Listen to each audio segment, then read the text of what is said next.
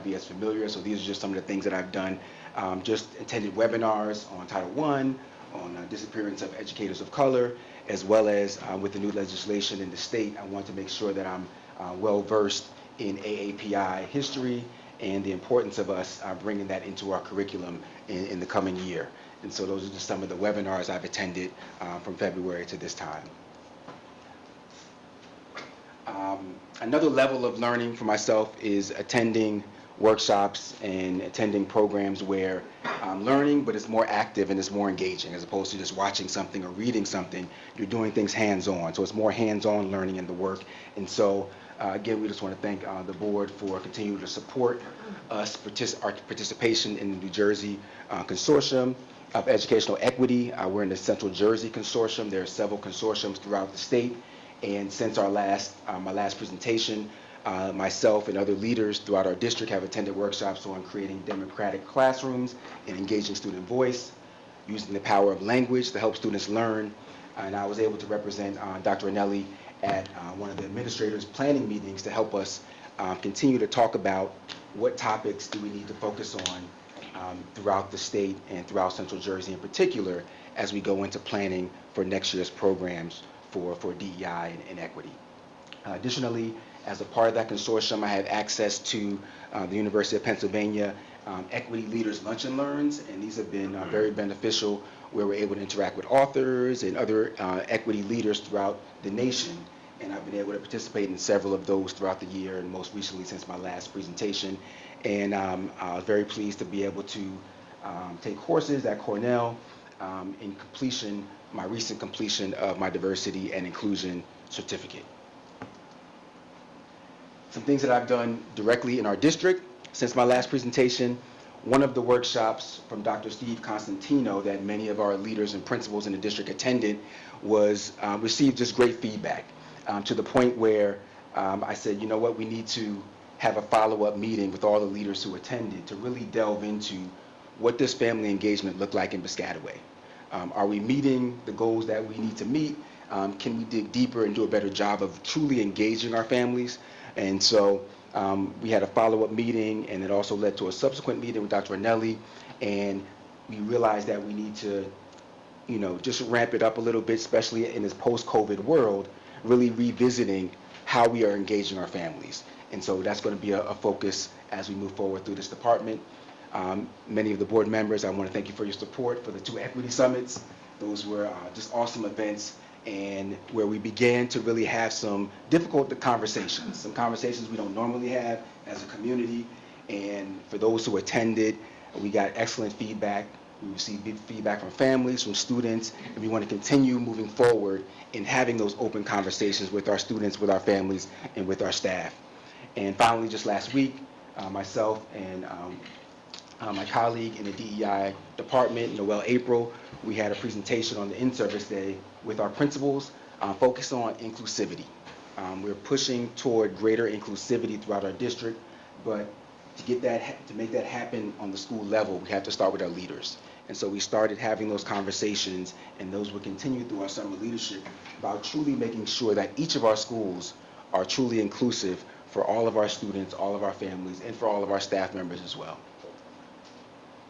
I love being part of the community. That's one of my favorite parts of the job, in addition to going into the schools and spending time with children, is being able to represent the community in various events. I was able to attend the Middlesex County Youth Bias Task Force, which is a very important event where it brings leaders from across the state and particularly from across the county to talk about issues that affect our young people, issues of bias toward our youth, issues of hate crimes toward our youth, and how we can come together to make sure that we're preventing those things from happening. So that was a very excellent event. I was able to support our vaping awareness parent workshop that happened. That was led by Stephanie Rogers at the high school, and it was open to families throughout the district, just to talk about the dangers of vaping.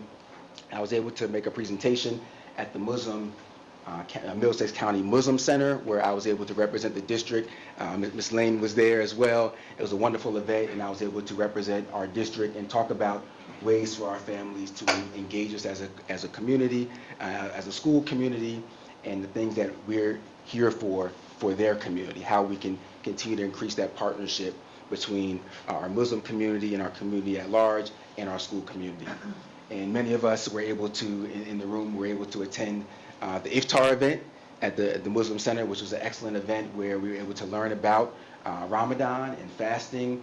And the following evening, I was able to join Mr. Herbert Robinson. He's the advisor for the High School Muslim Student Association. He and I accompanied our Muslim Students Association students at Edison High School. So our MSA and Edison High School's MSA had a joint event led by students. We were just sitting in the room, but it was led by students at another iftar event where our two schools came together, and it was just amazing to see our students take the leadership role in running the event, and they ordered the food, they ran the program, and it was just a great opportunity for us to really see our student leadership in action. So that was another wonderful event that I was able to be a part of. We're proud of some of the initiatives we've been able to do in our department for our students. We had some students, I mentioned in our earlier presentation, we had some Rutgers students from the Minority Engineering Educational Task and the National Society of Black Engineers make a presentation. And from that, they approached us about starting a NSBE Junior chapter at Piscataway High School. And so since my last presentation, we've had 2 meetings where students have come, and while it's the National Society of Black Engineers Junior chapter, it is open to any student at the high school, regardless of their ethnic background, who has an interest in learning about engineering. And so we had a number of students attend those 2 interest meetings, and our next meeting will be to elect officers to begin to have the official club next year. We have an advisor, Mrs. Laiachi, and so we're ready to go to unveil that program in September. Additionally, we have a partnership with the Rutgers Business School, and with that partnership, we've made a close connection with Dr. Ben Sopranzetti. He's the Assistant Dean of Finance, and he was able to come and make some face-to-face presentations to over 100 of our business students. He made a couple of presentations and talked about going into the business field and just giving students advice about approaching college and approaching the world of work. Again, one of my favorite parts of this job is actually going into the schools. I miss being around students. I miss being at King School and being with students. And so I try to take as many opportunities as possible to visit schools and to engage our students. 2 particular groups that I've worked with since our last meeting are LGBTQ students and allies, as well as I mentioned earlier, our Muslim students at Piscataway High School. Regarding our LGBTQ students and allies, since the start of the school year, I've been attending at the high school a number of their GSA meetings, and more recently, since our last meeting, I attended a couple of the Shore Happiness Committee meetings. I know a number of the students are here that I've met and spoke with, and I was also able to coordinate our Day of Silence activities, where we're able to align the Day of Silence from our high school that does it every year. It was not as consistent with all 3 of our middle schools, and so we brought all 3 middle schools and the high school advisors together to coordinate those efforts to help embed it into what we do as a district. Additionally, as I already mentioned, interacting with our Muslim Student Association, in addition to attending the event on the 12th, since the start of the school year, and in addition to more recently, I've attended several of their meetings and also have joined some of their midday prayers to just observe what they do. We've had spaces created at the high school for them to have their midday prayers, and so we've been very proud to be able to make sure we're carving out spaces for those students to demonstrate their religion at the time of day that's needed at our high school. Again, some of our partnerships, our NSBE Junior, as I mentioned, continues. I've also been working with Dr. Pat Connolly from the Haven with the School of Psychology at Rutgers, and we're working on a couple of projects at our 4-5 buildings where we're looking at achievement gap, and we've been meeting with Mr. Pointe-de-Jour and Mrs. O'Donnell, and we're working on unveiling some things through their cultural competence committees or their DEI committees on their building-based levels to look at some of the things that are going on educationally with regards to the achievement gap and helping to make sure that we're providing opportunities, academic opportunities for all of our students on a level playing field. Additionally, I continue to meet with the Rutgers Division of Diversity, Inclusion, and Community Engagement on a joint grant that we're working on with our district as well as with Rutgers. Additionally, I've been meeting with Dr. Connolly and several doctoral students. We meet every Wednesday, and we have conversations, and we're also reading through a book together. I meet monthly with DEI leaders from the state, and more recently, I've started to meet with DEI leaders across states through Delaware, Pennsylvania, and New York to kind of share ideas and practices. I've also continued to, you'll see me around all different kind of events, and I continue to do that and enjoy the different celebrations. Dr. Connors and I were most recently at Kanakamak at the National Junior Honor Society induction, and so I enjoy going to those various events and celebrations. Moving forward, we will continue to focus on family engagement and inclusivity, and myself and Ms. April will be working with our district leaders at our summer leadership on those things, continuing to partner with community organizations, working on transitions between our schools. In addition to the major high school transition, we're looking at doing similar transitional work from our elementaries to our intermediates to middle as well. We're looking at conducting, hopefully in the near future, a district equity audit where we can really look at what are our strengths, but what are our weaknesses? What things do we need to work on? And taking those recommendations and using that to guide those research-based recommendations to guide the work that we're going to do. Teacher PD that we were going to unveil next year, but we didn't want to just pick it out and decide what do I think we need to do. We wanted to make sure that we are providing professional development for our staff that meets the needs of our unique district. And finally, continue to delve into research and data related to all grade levels on disproportionality, achievement gap, and other issues related to making sure that all of our students have access to the many wonderful opportunities our district offers. Now to Rutgers Future Scholars. But I just want to ask a question. How long have you been in this position? Only since July. Since July. July Okay. 1st. So That's an awful lot. Yes. Thank you for your energy. No, it's my pleasure. Thank you for putting your trust in me to serve in this position. I know that we wanted to update on Rutgers Future Scholars. For those who don't know, Rutgers Future Scholars began in 2008. It's a program that Rutgers has with their feeder, the communities in which they have campuses. So Piscataway, New Brunswick, Camden, and Newark. And so the premise of the program is to identify students in 7th grade who have strong academic potential and college level potential, but maybe a first generation college student or low income, and it provides them with the opportunity, if they're accepted in 7th grade, and participate in the program from 7th grade to 12th grade, and then when they apply to college, if they apply to one of the Rutgers campuses and get accepted, their tuition is completely paid for all 4 years. And so it's a wonderful program. We started in 2008, and we want to give you an update on some of the data. I actually had the opportunity this past Saturday sitting in a tent with the rain and the cold. There was a wonderful event despite the cold where... I'm sorry, but I'm just so excited because that's the number I've been looking for is 357 You've been looking for this number? total. Yes. 357? Yes. So we had 15 of our students graduate. 15 were at this event from Piscataway last Saturday, where there was a convocation with the president of Rutgers, where they recognized the students who are graduating this year from Rutgers, from all the campuses. But I wanted to provide you with the data of where we have been since 2008, when we had our first group of students identified. We've had 357 total Piscataway scholars that have been served. 98% of those have graduated high school. In 2013 was the first year that those students would have graduated high school. 85% of those students immediately enrolled in a 2 or 4 year college, and 60% of those students immediately enrolled in Rutgers. And 90% of those who enrolled in Rutgers were retained after 1 year. Our first group of Rutgers Future Scholars who graduated college graduated in 2017.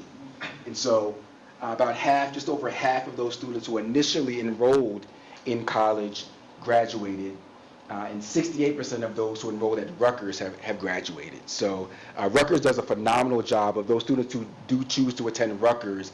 They are really hands-on with those students throughout their 4 years.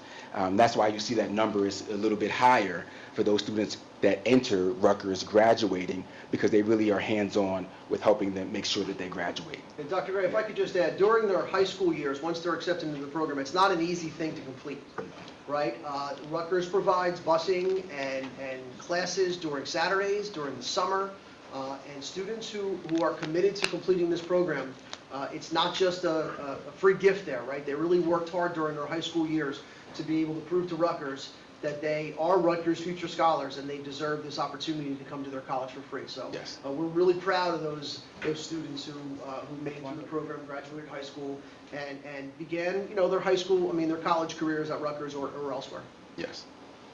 And these are just the current numbers, so we know, in fact, that top in the bullet wasn't there this morning. Actually, I had a conversation with Kim Williams from Rutgers. They just finalized their list of 7th graders who had just applied. They literally just finalized that list that week.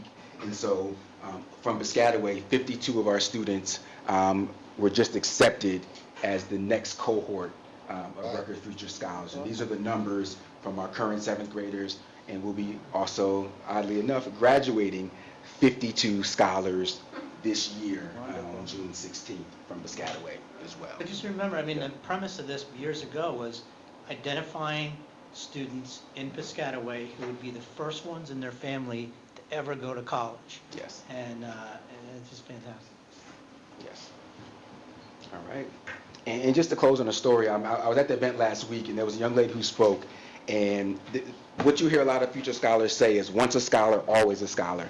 And she embodied that because she talked about how she started Rutgers and dropped out. And then she was taking classes here and there at a community college, working at a Rite Aid. And she said she was at Rite Aid, and Dr. Sachs, who was one of the originators of the program, walked into Rite Aid, and she was kind of hiding her face and, kind of embarrassed because she dropped out of Rutgers. And, Dr. Sachs, recognized her and just said, how are things going? And she said, well, I dropped out, but I'm trying to, get back on my feet. And she said Dr. Sachs gave her a card and said, when you're ready, you give me a call. And so she didn't give her a call. A year or so passed, and her parents were like, why don't you reach out? And so she reached out to Dr. Sachs, connected her with Kim from the program, and they worked with her to get her back into Rutgers, get her accepted back into Rutgers. And so she was like, well, how am I going to pay? I don't know. And she said, don't worry about it. Once a scholar, always a scholar. So her journey was delayed, but the commitment that the Rutgers Future Scholars organization made wasn't you had to go right after college. It was 4 years later that she started back at Rutgers, and she was there crying, talking about her journey and how she now has her master's degree, all those years later, because the Rutgers Future Scholars program did not give up on her. And so it just, it's a tremendous program, and they do tremendous work. And we're excited about continuing that partnership and working with them, working with our students, and making sure that, these are students who may not have had a chance to go to college, who were college material, but may not have had the chance. And so what an awesome opportunity. And I'm just glad that our district is able to be a part of that and to be a part of affording this wonderful opportunity to many of our One of the students. important pieces of data that colleges look at is the retention rate after the first year. Colleges boast a certain acceptance rate and things like that. But what's the retention rate for the freshmen going into sophomore year? And our kids, 90% of them were retained, to go into as sophomores. So they do a lot of work as high school students to get ready for this, and then Rutgers takes really good care of them. So we're very grateful, and we don't take it for granted the relationship that we have with Rutgers. Yeah. So thank you. That concludes my presentation. Thank you, Dr. Thank you.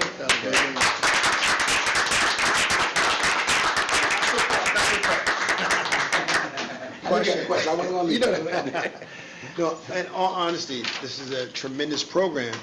Our biggest obstacle, I would say, is always getting people to understand that this program exists. Yes. And getting Yes. people, much like trying to fill out a form for financial aid or filling out for free reduced lunch, sometimes there are negative connotations, or people are like, oh, no, I might get my information. And we're trying to say this is a wonderful program. So what are some of the ways we're doing to alert that sixth grade student that, hey, next year, these are things you need to do, and this is how we get there? What do we do for them? Yeah, I'm glad you brought that up, Mr. Johnson, because that not only applies to Rutgers Future Scholars, it applies to National Junior Honor Society, National Honor Society, our academy programs. We have so many wonderful opportunities here in Piscataway, but all too often, even in my short time in this position, I've noticed that many of these opportunities, and Rutgers Future Scholars is unique, but we have other opportunities that are open to all of our students.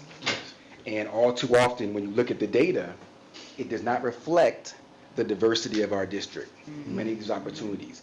And so part of what we need to start doing, and we've begun this process with our academy program, we can't be afraid to start reaching out to those groups who are not identified, who may not get the information. And so if we see that we have opportunities, and these opportunities, I immediately look at what are the demographics of our district, what are the demographics of our school ethnically. And all of these opportunities should align closely to those demographics. And when they don't, when we have certain groups who are underrepresented for these opportunities, we have to look at that as a problem. And we have to be okay saying, this group is underrepresented. Let's reach out to this group and make sure these families know about this opportunity. And we have begun to do that with certain programs, and we can't be afraid to say, let's reach out to this group. Let's identify these students in sixth grade and say, you know what, these are students that should be applying to National Junior Honor Society. These are students that should be applying to our academy programs. These are students that should be applying to Rutgers Future Scholars. Let's make sure that we call those families and make sure they are aware of these opportunities. And let's follow up when we don't see the application coming in and there's a week or two left. Let's follow up and say, don't forget to submit this, or I'll help you fill out this application. And those are the things that we have to be willing to start doing, particularly for those groups who are underrepresented with these opportunities. Also, to answer your question, as we do a high school experience for incoming ninth graders, we're planning over the summer, and we're doing a middle school experience for new sixth graders in October for their families and students. We've noticed a lot of the things that Dr. Gray's talking about that parents just didn't know about the NHS. They didn't know how to get into, didn't know what they needed. And to rely on a sixth grader to come home and tell the parents that I need this for this is not the best thing. So we'll be holding the middle school experience for parents in October. We plan that over the summer as well. And if you listen to Dr. Gray's presentation, you might think that we have such a big high emphasis on college-bound students. But when the superintendent and I meet and we discuss the future of the school system, is that if you look at the graduation list, about 70% go on to college. Well, what about the other 30%? So what we've been doing in each board meeting as we've been through from January, February, March, is we've had our members of our staff and administration come in to make presentations. Last month's agenda was the counseling department to talk about what's happening with our non-college bound learners. Because if you go into a counseling department, you'll see MIT, Harvard, whatever. Well, what about PSE&G? What about the other things? And so we are committed to not only college-bound students, but we are, as we're coming out of COVID, it's been difficult to implement that, but we're committed to non-college bound as well. And to that point, Dr. Connors, we had a wonderful event on Dawn Dionisio at the high school, along with Kelly Chalakis, hosted an event specifically for those students who identified that they weren't applying to college. And we had an event where they received personal invitations to attend this event, where we had a variety of speakers and set up that were giving out job applications that were talking about careers that did not require a college education. And we had probably about close to 30 different people present, where it was during the school day and there was a career fair just for those students to let them know that it's okay if you choose not to go to college. There are wonderful careers that you can go into right away, and applications were given out on that day to those students. And we're going to continue to build on those efforts, because again, we don't want to lose any of our students. We don't want any of our students to think that they're not important, or we don't value what their goals are. And there are various ways to be successful in this world, and it always doesn't require a college education. And so regardless of what the goals of our children are in our district, we want to make sure that they know what the viable options are for them to leave us and continue to be successful. We have a plumber in our family. Yay. Yeah. So, Wonderful profession. any other comments? One of the reasons we hired you, because one, it's a new title, no definition, as you mentioned, no degree in it. And we want you to have the autonomy to move forward. And sometimes my colleagues get on me about always asking, how do you assess the program? What's the data that supports your argument? Where's the evidence? Because you have to have evidence to support you.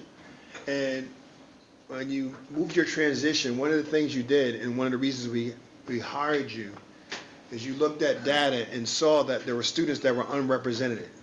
And you created a new math program, new math Excel program, you and Ms. Janelle Williams, and a new ELA program.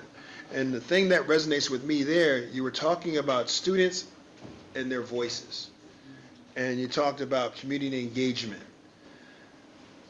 That's a difficult process, having students and voices and trying to show them how to use their voices. And there's particulars that they may or may not be aware of. So do you feel that you have the autonomy to create programs like you did with the Math Excel to say, hey, we got these non-college bound career learners, we're going to go to the Department of Logistics and Labor and say, hey, get us these jobs here and these interns. Do you have that ability to do that in this job?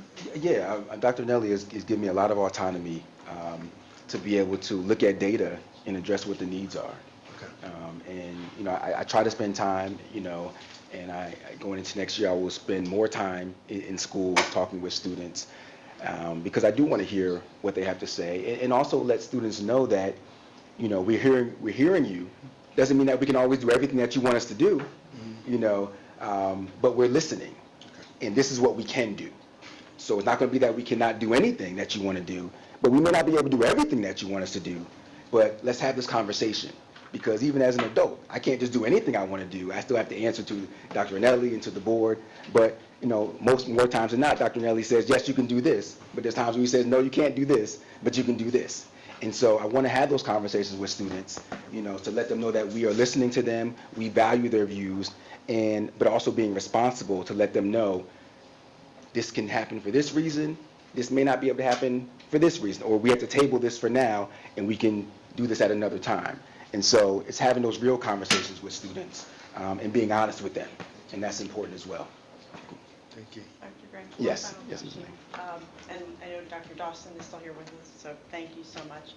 I think in one of your last presentations, I asked about multiculturalism and closing the healthcare gap and making sure that, students of diverse cultures and even their families, right? Because we're not only, have a duty to our students, but also to make sure that our families are taken care of as well as a holistic unit. And making sure that we're closing that multicultural healthcare gap where, certain, groups may have, certain concerns or things that, they may be hesitant to talk about within their families and do you liaise very closely with each other in terms of not only, equity in terms of, just from a DEI perspective, but also from, a healthcare perspective? We do work together. We haven't worked specifically on that as of yet, but we will. We will. And so, thank you for that reminder. Anyone else? Great job as always. Thank you. Great job.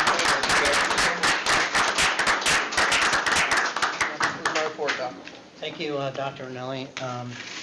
We're now on item 9, which is personnel and labor relations. Mr. Johnson? Be it resolved that the following motions identifies items A through E be approved as presented. Second. Mr. Board Secretary, please read the roll. Mrs. Cordino? Yes. Mr. Johnson? Yes? Mrs. Lane? Yes. Mr. Laughlin? Yes. Ms. Scotto? Yes. Ms. Smith? Yes. Dr. Connors? Yes.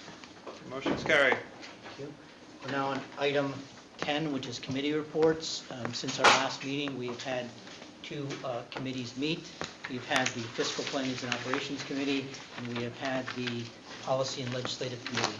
I will now ask the chairman, I will ask Ms. Lane to read the Fiscal Plannings and Operations Committee report. Certainly. Thank you, Dr. Connors. The Fiscal Planning and Operations Committee met on Wednesday, May the 4th, to review food services, transportation, and facility capital projects, and to receive updates on the 2022-2023 budget, the Energy Savings Improvement Program, also known as ESIP, and other pending matters.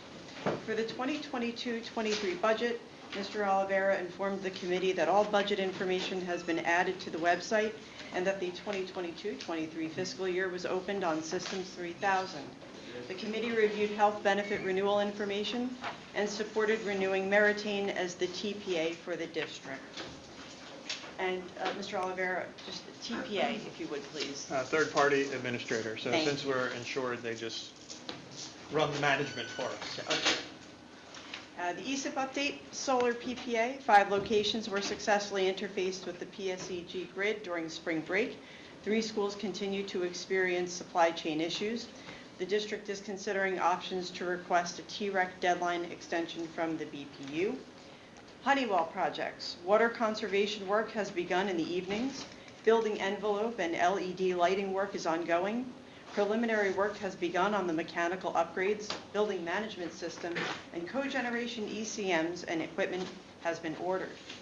Facility capital projects, generators. Interior installation work continues as we await transformers and the generators. RTU replacement. RTU is rooftop unit replacement. Knollwood and Randolphville ventilators were scheduled for summer installation. Rooftop units are expected to ship in late August. Rooftop unit replacement number 2. The district is awaiting proposal from Spiesel Architectural Group for the next round of rooftop unit replacements. And paving. Bid opening is scheduled for May 10th, 2022.